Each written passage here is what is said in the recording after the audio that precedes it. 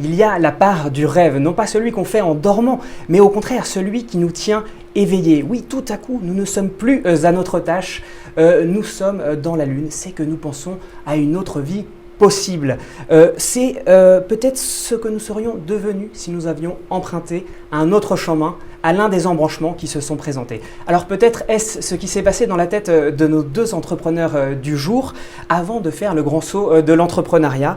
En effet, de salariés à la création d'entreprises, comment franchit-on le pas? C'est le thème du Startup du jour, en direct de 12h30 à 13h sur Décideur TV et Madines.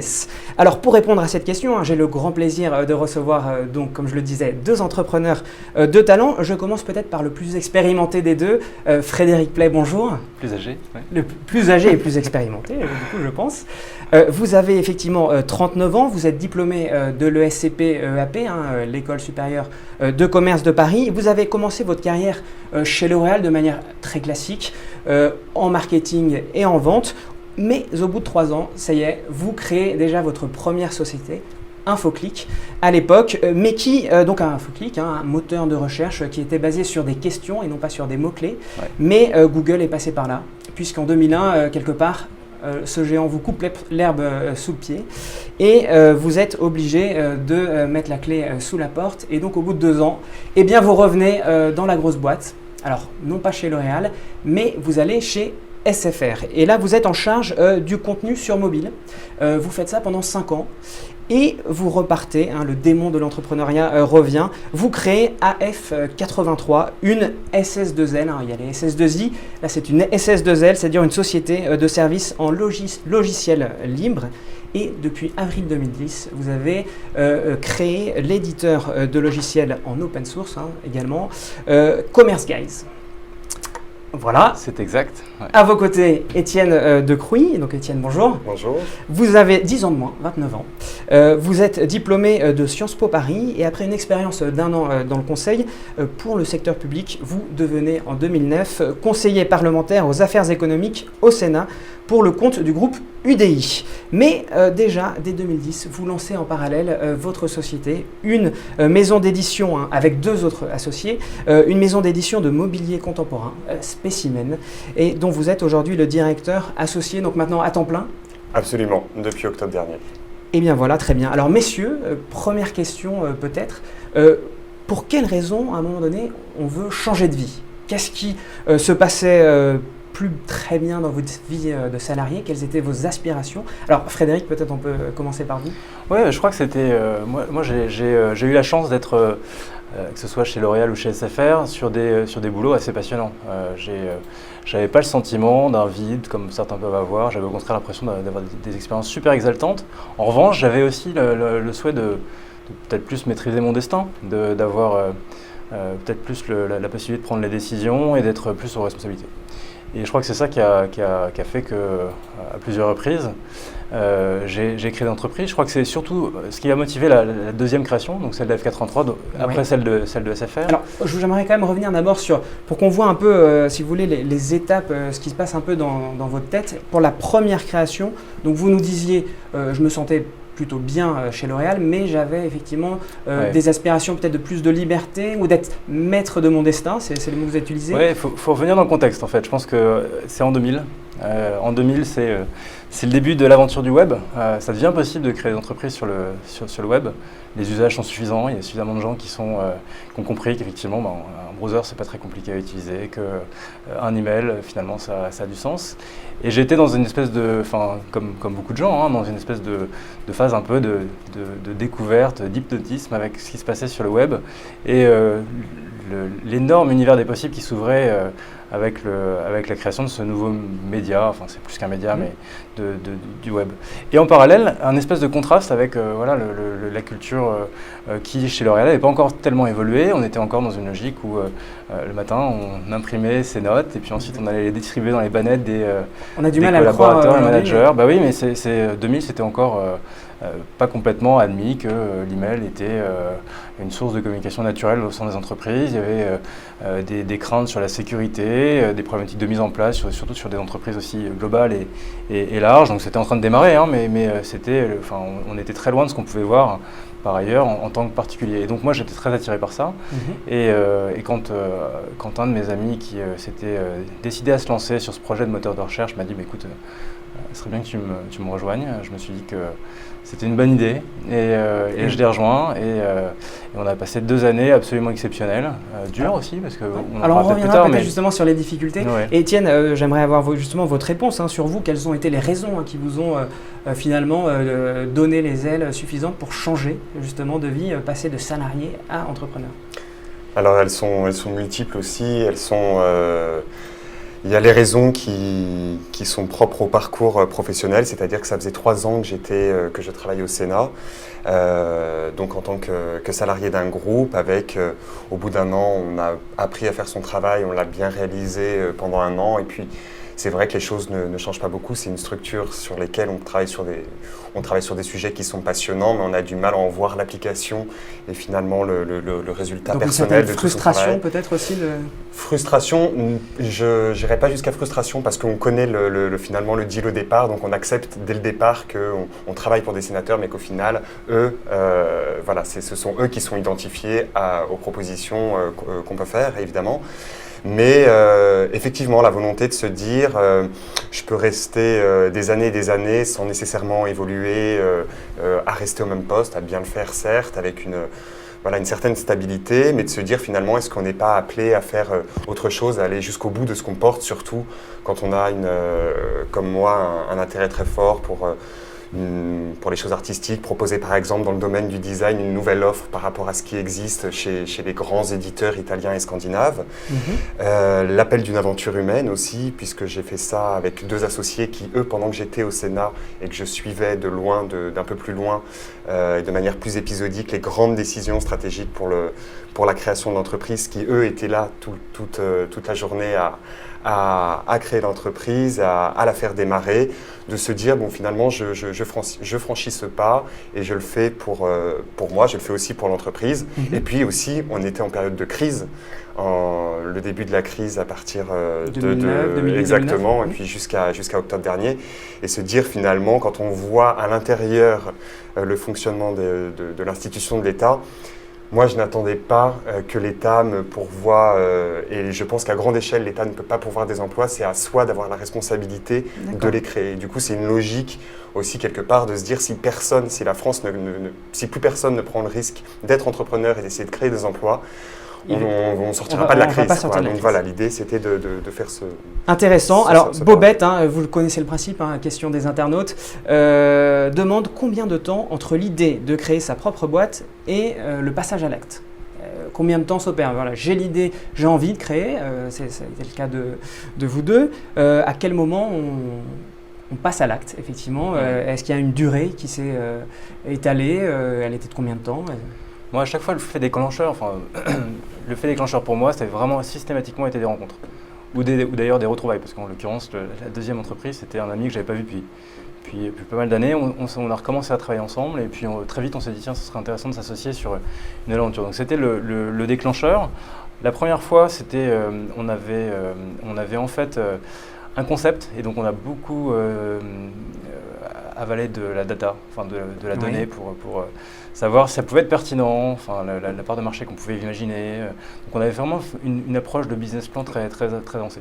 La deuxième, on était en fait beaucoup moins dans la recherche, mais beaucoup plus dans l'intuition. On le rappelle, effectivement, vous avez lancé Infoclick après 3 ans d'expérience chez L'Oréal, puis vous êtes passé 5 ans chez SFR et là vous recréez une nouvelle boîte, F83. Donc là, c'est cette expérience dont vous parlez. Pour répondre précisément, la première fois c'était, je pense, 6 mois. Ok. 6 mois de maturation de l'idée, du projet et du concept. La deuxième fois, en fait, ça a été beaucoup plus le fait de pouvoir identifier un marché sur lequel il fallait réagir vite et sur lequel on avait potentiellement très vite des premiers clients. Et le fait d'avoir effectivement très vite des premiers clients a fait que c'était devenu Donc là, c'est une approche très évident, business en fait. Et B2B.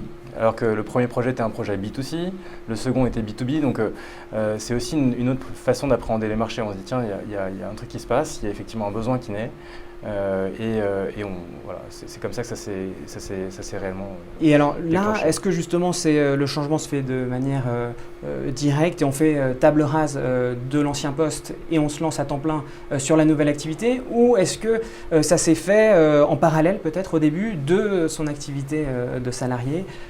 Voilà, alors peut-être Étienne. Alors pour moi, oui, ça s'est fait en partie en parallèle. Disons il y a eu un an, on va dire, entre le moment où on a eu l'idée et le moment où mes deux associés, Alaric Millaume et Tristan Panier, ont décidé de créer l'entreprise, d'avoir l'idée d'offrir on va dire, des produits, de créer une offre sur le marché du mobilier haut de gamme, du mobilier de designer.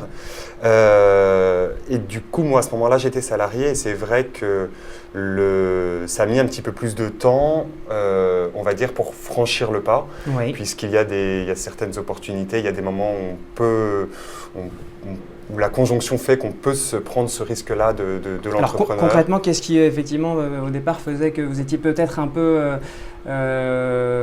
prudent Alors prudent parce que dans le milieu de l'édition, c'est vrai qu'il faut arriver avec une offre, donc avec un catalogue de produits. Ça met du temps à trouver les designers, puis surtout faire produire, parce qu'il y a des verrous technologiques à faire sauter, parce que la marque doit pouvoir s'installer, ça prend du temps entre tout l'investissement de départ et puis les premiers retours qu'on en a.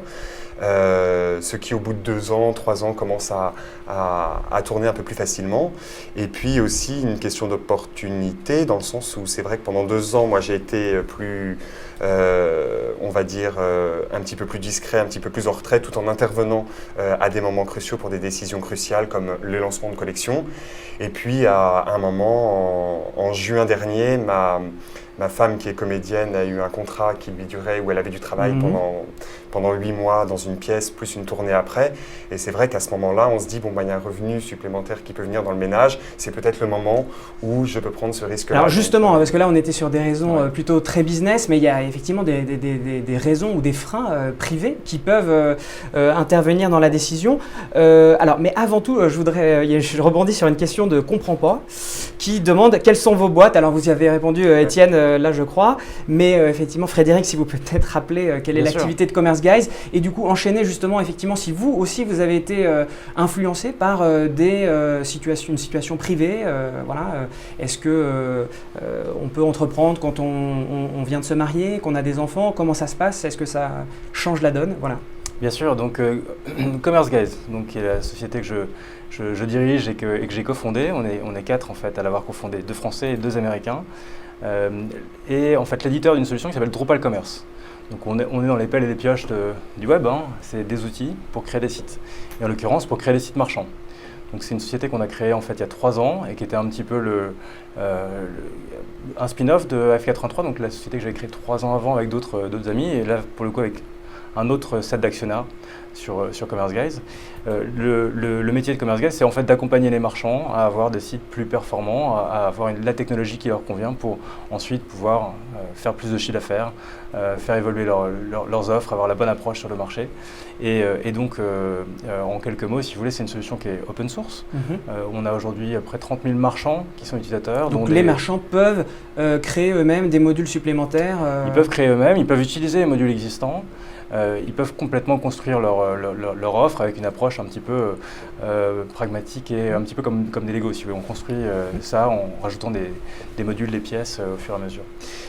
On a dans nos utilisateurs les plus intéressants des gens comme Eurostar, qui est un site e-commerce, Royal Mail, la Poste anglaise, Cartier, Guerlain, Givenchy, Kenzo, donc des belles marques qui utilisent notre technologie pour faire leur site marchand. Alors revenons sur notre problématique du jour. Donc, quand on franchit le pas, effectivement, est-ce qu'on consulte, j'imagine, sa famille, ses amis, on fait peser dans la balance la situation personnelle avec peut-être la gestion du risque financier. voilà. Alors bien sûr, enfin, c'est un des paramètres clés dans la décision de franchir le pas. J'ai une famille, j'ai 3 enfants, et j'avais déjà 2 enfants, je crois, lorsque j'ai créé F83, le troisième était même pas en route encore. Évidemment, la première question, c'est comment est-ce que je fais pour subvenir aux besoins de ma famille, tout en entreprenant. Et donc, à l'instar d'Étienne, moi j'ai eu aussi la chance d'avoir une femme supportive qui était en poste, qui gagne assez bien sa vie. Et donc, ça permet effectivement de prendre plus facilement des risques pour le ménage, d'avoir ce soutien financier. Péluchot, du coup, demande, mais avez-vous négocié votre départ avec votre ancien employeur pour toucher le chômage, pour vous assurer un revenu minimum? Alors, je vous laisse continuer. Juste pour finir, en fait, donc il y a 2 façons de faire. Enfin, en tout cas, j'en connais 2. Il y a effectivement négocier son départ et puis vivre sur les ACDIC. Aujourd'hui, les ACDIC, c'est le premier VC, le premier investisseur de France, finalement. C'est une chance d'avoir ça, et c'est une chance de pouvoir effectivement entreprendre et avoir les ACDIC. C'est une première façon de... D'autant plus avec la fameuse rupture conventionnelle, bien sûr, qui est un levier... C'est un vrai progrès, parce que du coup, on peut effectivement faire ça en... Alors, est-ce que vous avez utilisé ce levier? Non, je ne l'ai pas utilisé. J'utilise la deuxième façon de faire, qui est effectivement le congé pour création d'entreprise. Alors, si vous pouvez nous raconter un peu effectivement de quoi il s'agit. C'est en fait, on met sa carrière en pause pendant 1 an, c'est renouvelable une fois. Voilà, soit la société fonctionne, et auquel cas tout va bien, et donc on ne revient plus dans l'entreprise. On reste entrepreneur et on démissionne donc de l'entreprise dans laquelle on était. Soit ça ne fonctionne pas, et puis on retrouve un poste en l'occurrence, pour moi ça aurait été chez SFR ou chez L'Oréal. Donc il y a cette garantie de retrouver un poste au bout d'1 an, et il y a également la possibilité, je crois, de se mettre en temps partiel et donc de s'assurer des revenus minimums aussi. Alors j'avoue que je ne suis pas au fait de tous les derniers aménagements. Là en l'occurrence, moi c'était un plein temps sur mon entreprise, c'est-à-dire que j'avais vraiment complètement arrêté de collaborer chez SFR pour me consacrer à plein temps au développement de l'entreprise. Au bout d'1 an, j'ai reçu un recommandé qui me disait « Est-ce que vous rentrez ?» J'ai répondu « Je renouvelle » parce que je ne savais pas encore si l'entreprise pouvait être stabilisée donc voilà, j'ai fait ça 2 ans, et au bout de 2 ans, c'était clair que l'entreprise pouvait vivre par elle-même. Donc ça, c'est quand même un sacré filet de sécurité. Est-ce que l'entreprise est obligée d'accepter cette demande? L'entreprise est obligée de le faire. Moi, j'avais en même temps, j'étais très bien chez SFR. Pour être clair, c'était une période où les choses étaient peut-être un petit peu moins difficiles qu'elles ne le sont aujourd'hui pour l'entreprise, mais c'était en 2007-2008 et c'était vraiment les années prospères. SFR avait décidé que, avec Vodafone, qui était à l'époque un des actionnaires de référence, j'avais un MBA qui avait été financé pour moi en Angleterre, donc il y a plein de choses super intéressantes qui se passaient. Donc la décision de partir n'a pas été simple, et je m'étais dit voilà, je pars parce que vraiment j'ai très envie de mener à bien un projet d'entrepreneuriat, et c'est ce que je savais que je voulais faire depuis toujours en fait, mais en même temps avec l'idée que c'était un vrai pari, et aussi peut-être pour rassurer ma famille également, l'idée que voilà, j'avais finalement la possibilité de revenir. Et alors ça se passait bien chez SFR. Alors est-ce que vous avez demandé des fonds à vos anciens employeurs? C'est une question de Roche et Belleboîte, un internaute. Il se trouve que oui, en fait. Il se trouve que F83 était financé par SFR Développement, qui était le fonds d'investissement d'SFR. Mais ça ne s'est pas fait tout de suite. Ça s'est fait au bout d'1 an et demi, une fois qu'on a vraiment démontré le modèle. Donc, effectivement, il disait il se passe quelque chose, c'est intéressant. Donc ça, ce n'était pas un point préalable à la décision. En fait. C'est un point qui s'est passé en fait, assez naturellement suite à ce départ. Alors Étienne, du coup, on a beaucoup entendu parler Frédéric. Qu'est-ce qu'il en est de votre situation? Moi, c'était la première des 2 solutions finalement. C'est-à-dire que j'ai eu l'autorisation de mon employeur, donc le président du groupe UDI au Sénat, de partir, une rupture conventionnelle. Alors dans ce milieu-là, il est difficilement envisageable de prendre un congé, c'est-à-dire que c'est quand même le type de poste qui doit être nécessairement pourvu, puis après il y a un degré de confiance quand on travaille avec ces personnalités-là pour 30 sénateurs différents en l'occurrence, qui fait que si on part, a priori, on ne met pas son poste en réserve, les choses doivent continuer à tourner. Et du coup, ce sont les ACDIX, c'est le système finalement de protection sociale pour lequel on contribue quand on est salarié, qui au final permet effectivement, même si on divise ses revenus par deux, de pouvoir supporter ce risque-là, avec finalement la contrepartie, on va dire, qui est l'aspect rationnel, parce qu'on pourrait penser que c'est un peu abusif, mais la contrepartie qui est de créer de la richesse, de créer du PIB, de créer de l'emploi. Et ça, c'est quelque chose de très stimulant, parce que finalement, c'est quelque chose qu'on sent devoir. Et c'est vrai que ça a été rendu possible par ça, avec par ailleurs, donc, du coup, comme je vous expliquais, le fait que ma femme, elle, ait trouvé un contrat. Donc voilà, ça demande effectivement, enfin ça a été assez facile de partir du Sénat. Donc dans les deux cas, on voit bien effectivement qu'il y a quand même des solutions qui sont envisagées pour un peu limiter le risque à des échelles différentes. Et puis également, vous n'aviez pas le même âge, la même situation. Vous, c'était la deuxième fois avec une famille, donc vous avez encore utilisé un levier plus important, plus solide. Je rebondis sur une petite note d'humour d'un internaute qui nous dit trop mignon la différence de taille entre Pierre Chavannes et Étienne de Croÿ. Je tiens à souligner les clins d'œil. Effectivement, il y a une grande différence. Voilà, parenthèse faite. On parlait des risques financiers. Il y en a peut-être d'autres natures qui sont simplement, effectivement, d'un côté, est-ce que mon entreprise va marcher? Donc, est-ce que au préalable, il faut vérifier, il y a une checklist qui peut être de l'ordre, il faut que j'ai une expertise, il faut que j'ai une compétence bien particulière, un carnet d'adresses bien fourni, un créneau inoccupé. Quelles sont les choses à vérifier avant, et est-ce qu'on le fait d'ailleurs, ou on se lance comme ça un peu à l'improviste? Alors pour ma part, j'ai pas de formation nécessairement commerciale, ce qui est une activité, l'activité fondamentale de l'entreprise. Pour autant, c'est vrai qu'avec un parcours juridique, d'études de droit et de Sciences Po, on acquiert des outils qui permettent, de ne pas avoir peur nécessairement de choses qu'on ne connaît pas. C'est vrai que même quand dans mon travail salarié, j'étais face à des sujets qu'il fallait que je m'approprie. Et l'idée, c'est d'avoir finalement des outils en soi pour pouvoir trouver des solutions, pour pouvoir mettre des process qui sont assez rigoureux pour que les choses se fassent bien. Et après, je pense que comme chaque chose, on ne sait pas nécessairement au départ exactement où est-ce qu'on met les pieds, mais on sent qu'on a la capacité de franchir l'obstacle et puis de le développer. Puis après, comme vous disiez, c'est vrai que c'est important de s'entourer, d'avoir des conseils. On n'est jamais tout seul, on a des associés d'une part, avec qui on est complémentaires, donc justement ça c'est une richesse, des gens autour, donc voilà, ça quelque part ça minimise le risque, mais au final il est toujours là parce qu'on ne sait jamais finalement si 6 mois après, si 1 an après ça va perdurer. Donc, et sur le métier de la société, alors on le rappelle, vous avez une maison d'édition voilà. en meubles design. Exactement. Est-ce que justement là, avant de vous lancer là-dedans, parce qu'il y a quand même moult offres sur le marché, sur ce marché du design en ligne, est-ce que vous avez dit il faut absolument que j'apporte quelque chose de nouveau? Est-ce que il faut que justement je m'entoure de spécialistes? Voilà. Alors justement dans l'offre qu'on crée, elle est il s'agit justement d'objets de designers et des luminaires et des meubles de designers en édition illimitée ou alors en édition signée numérotée qui est extrêmement haut de gamme. Donc là vous faites appel à des designers connus. Donc pour les deux, on fait appel à des designers qui sont émergents. L'idée de l'éditeur, c'est de repérer les talents, par exemple Guillaume Delvigne comme designer français, Okisato Nendo qui est un grand designer aujourd'hui japonais. Donc vous allez aussi les chercher à l'international? On va les chercher à l'international, absolument, et l'idée c'est d'aller les chercher avant qu'ils soient au top. C'est-à-dire d'accompagner leur émergence, et puis après on s'entoure de revendeurs, par exemple des marques comme Le Printemps, comme Silvera, comme un certain nombre de revendeurs parisiens, français et internationaux, qui justement eux bénéficient déjà d'une image de marque et qui permet de vendre, de faire connaître la marque. et puis petit à petit de se développer là-dedans. Alors vous Frédéric, on le disait, hein, vous aviez effectivement créé Infoclick, une première société qui n'a pas fonctionné parce que vous étiez sur un marché justement à gros potentiel, mais où il y avait déjà des acteurs très importants.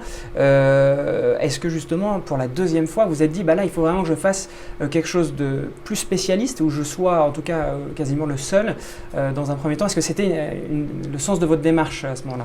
Oui, tout à fait. Je pense qu'en fait, de toute façon, on a intérêt à se lancer sur un marché qui existe, parce que il y a des entreprises qui souvent se lancent pour créer un marché, c'est compliqué, c'est beaucoup plus difficile. Donc il faut effectivement trouver un marché qui existe. Il faut trouver un concept qui se différencie de ce qui existe aussi. Donc ça, ces deux questions, elles sont fondamentales et elles sont vraiment importantes. Il faut avoir les réponses à ces deux questions au tout départ de l'aventure. Ça me paraît indispensable. Mais je reviendrai, et je suis complètement d'accord sur le fait que encore plus important, c'est l'équipe, parce que l'équipe, c'est le fait d'avoir les bonnes compétences autour de la table et dès le départ, ou en tout cas savoir comment on va atteindre ce niveau de compétences rapidement. On a, lorsqu'on est entrepreneur, un niveau d'adrénaline qui est incomparable avec celui qu'on a quand on est salarié. Donc ça pousse, ça tire, ça permet d'apprendre plus vite aussi. Donc on apprend beaucoup de choses. Et donc c'est pas grave de ne pas tout savoir. On apprend beaucoup pendant le chemin, mais effectivement, le fait d'avoir quand même au départ les bonnes compétences, la bonne équipe, c'est absolument clé. Et moi, je ne vois pas l'entrepreneuriat comme je ne saurais pas entreprendre tout seul. J'ai toujours entrepris avec d'autres gens, avec une équipe, avec des associés. Et d'ailleurs, c'est intéressant de voir que les études montrent que les entreprises qui démarrent avec plusieurs associés plutôt qu'un seul fondateur sont en général beaucoup plus successful que celles qui démarrent avec un seul fondateur. Et alors, je crois que vous avez entrepris avec des amis, ou en tout cas un ami. Est-ce que je me trompe pas ou... En l'occurrence, en fait, on est 4 cofondateurs sur Commerce Guys. Donc, comme je disais, 2 Américains et 2 Français. Et en fait, on s'est rencontrés parce qu'on contribuait sur le même logiciel libre qui s'appelle Drupal. Et c'est comme ça qu'on a fait connaissance. On s'est rencontrés physiquement ensuite, mais on s'est d'abord rencontrés entre guillemets en ligne.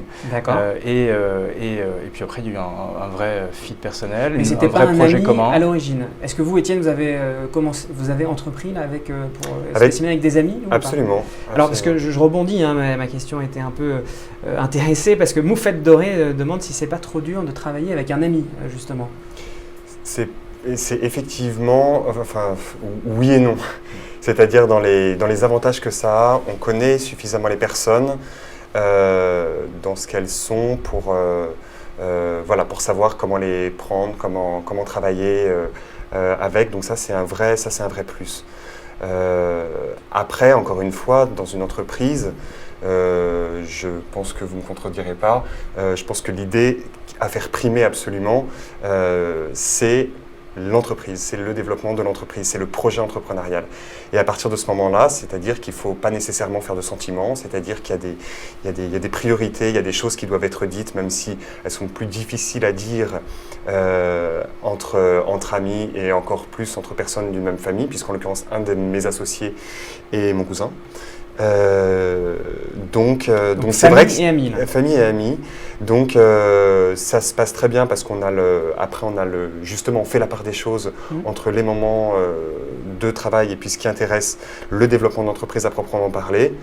Et cela, sans tellement prendre en compte. Frédéric, du coup, sur cet aspect relationnel, qu'est-ce que vous voulez Je suis en ligne, c'est vraiment important quand on s'engage avec un associé, on sait qu'il va y avoir des hauts et des bas, que ça va chahuter, par moments ça va tanguer, et il faudra quand même être sur le pont et être ensemble à se retrousser les manches. Donc il faut, de ce point de vue-là, avoir un vrai niveau de confiance fort avec les gens avec qui vous démarrez l'aventure. Donc ça aide de ce point de vue-là d'être amis, parce que ça veut dire un bout de vie ensemble, mais en même temps c'est bien d'avoir aussi vu les gens dans un cadre professionnel, ça aide, parce que évidemment on ne se comporte pas de la même façon au travail et en privé, et donc l'idéal c'est d'avoir les deux expériences, quoi. Moi j'ai effectivement sur les 2 expériences précédentes entrepris avec des amis, et ça s'est globalement bien passé. On sait qu'il y a des moments qui ont été très chauds, mais dans tous les cas, ça s'est finalement bien passé, ça a été un succès pour tout le monde. Alors justement, les difficultés, vous l'évoquiez, quand il y avait à l'origine le rêve, on passe à l'acte, on met les mains dans le cambouis. Quelles sont finalement les difficultés auxquelles on ne s'attendait pas, les désillusions peut-être aussi? Est-ce qu'il y en a? Rapidement, parce que l'émission touche à sa fin, mais... Des difficultés, il y en a, ça c'est certain, et il faut les surpasser, il faut effectivement faut continuer à pédaler, même quand c'est dur, même quand la côte Alors, la quelle qualité, pente justement, il faut aller chercher au fond de soi? Quelle qualité je pense qu'un des premiers traits de caractère d'un entrepreneur, c'est d'être persévérant. Et si on n'a pas ça, ça ne peut pas marcher, quoi. Donc il faut pas. Effectivement, il y a des moments qui sont durs, il y a des moments qui sont pénibles. Il faut les surmonter et puis on trouve des solutions. Enfin, ce qui est important, c'est d'être entouré, donc, comme je l'ai expliqué, avec des associés, potentiellement avec des investisseurs. On a la chance d'avoir des investisseurs qui sont éclairants dans la façon dont ils nous aident à driver le business. On a aussi d'autres personnes à qui on peut discuter et faire avancer les choses. Donc c'est bien de pouvoir effectivement parler. Est-ce que vous reviendriez au salariat pose Chaban, un internaute? Non, je crois pas. Enfin, je ne faut jamais dire jamais. Je ne sais pas de quoi l'avenir sera fait, mais en tout cas, j'aime trop ce que je fais aujourd'hui pour imaginer faire autre chose. Donc, Étienne? Pareil. Pareil, dans les qualités essentielles, je pense qu'il y a effectivement la confiance, c'est-à-dire quand on fait ce choix-là, on fait un choix de confiance, on prend un risque, on travaille sans filet, parce qu'on a confiance en la vie, en l'avenir, et on travaille pour ça. Donc la persévérance est essentielle, et ensuite ça demande aussi dans les petites difficultés qu'on ne prévoit pas toujours, c'est qu'on voudrait toujours que ça aille plus vite. Et c'est vrai qu'entre le moment où on fournit des efforts et on investit énormément de sa personne, de son temps, et le moment où on récolte les fruits de ces investissements, il se passe un temps qu'on trouve toujours un peu trop long, qu'on a parfois un peu sous-estimé. Donc ça, c'est peut-être une petite difficulté, mais finalement, une fois qu'on l'a acquise, une fois qu'on l'a... Alors, avant de terminer, puisque c'est quand même le secteur du design, j'imagine des expositions. Est-ce que vous êtes exposé en ce moment? Est-ce qu'il y a des... Alors, en ce moment, on vient de sortir justement des nouveaux produits, des nouvelles lampes du designer Nendo, qui sont chez Silvera, dans le showroom de Wagram, en vitrine. Et donc le prochain grand rendez-vous pour nous, c'est le mois de septembre avec justement Maison et Objets, le salon Maison et Objets dans lequel on sera présent, et puis la sortie de nouvelles suspensions, et puis c'est vrai on va dire l'offre publique à proprement parler internationale sur ces nouveautés du designer Nendo. Donc on vous souhaite bonne chance, Étienne, et le même succès que Frédéric. Merci. Voilà. Merci beaucoup d'avoir été avec nous. On se retrouve la semaine prochaine. Vous retrouverez Kevin Degnaud, et cette fois-ci, nous parlerons de ces entrepreneurs qui créent leur société en allant marcher sur les plates-bandes des géants. Merci beaucoup. À la semaine prochaine.